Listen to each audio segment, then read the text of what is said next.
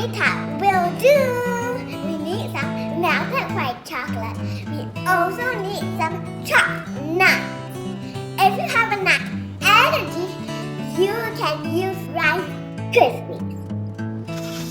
The leftover cake smells delicious! If you want to know how I made the cake, click up here to find out! Now we are going to get our hands dirty and crumble this up.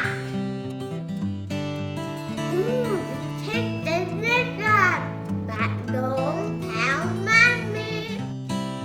Next, let's add in the melted white chocolate.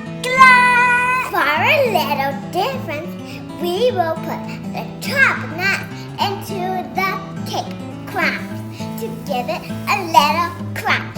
If you have a nut allergy, you can use Rice Krispies instead. And then we are going to roll it into balls. We are done rolling our crunchy balls. This is gonna be in the fridge for 30 minutes.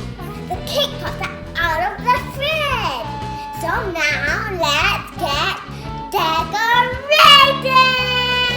Oh yeah, oh yeah, oh yeah, oh yeah.